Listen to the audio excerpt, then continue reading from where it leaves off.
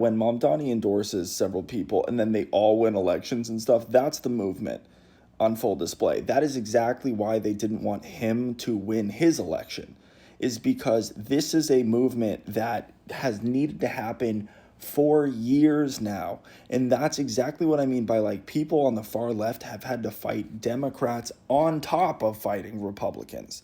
Because every time that Democrats are in positions of power, Mamdani has done more than anyone in the Democrat Party in a long time, if we're being honest. And I understand there's some differences and nuance about how one person in Congress can't unilaterally do stuff, but like every time you have a whole bunch of these like center left people saying how, it's just one, there's nothing we can do, we can't copy and paste. Like, Republicans will break the law to get their agenda done. Democrats can't even rewrite a bill to pass with a simple majority. Don't tell me that they can't do that. We watch Republicans do it, and then we have Democrat influencers on here paid by organizations, paid by campaigns, paid by the DNC, and they can't even just be like Control C, Control V. They can't figure that out. And it's so frustrating because then you see Mamdani come along who can balance the budget, give childcare, give like high-paying jobs, so much so like to fill potholes and to snow plow and snow shovel and stuff, where people will call out of work and then work for the city, even if it's temporary, because it pays more than their shitty job.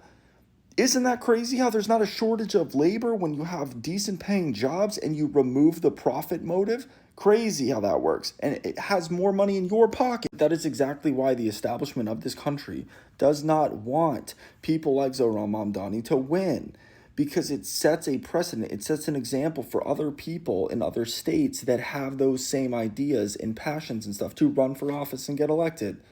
And then you are taking back the power, because power to the people, always and forever. Even in the creator space, the establishment makes sure that progressives don't have funding or access or support or anything, because they help drive taking back the power from the owning class. There is a ton of bad things happening in the world right now, but I will say that there is a small spark of hope that I have been feeling, seeing people acknowledge democratic socialism working.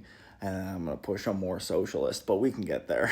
But realizing that the status quo is not working, realizing how no one's buying the BS anymore about how Democrats can't do anything and Republicans can apparently pass their agenda all the time, rewrite bills to not use the filibuster. They will break the law to get their agenda done and then figure it out later. And Democrats say, everyone's sick of it.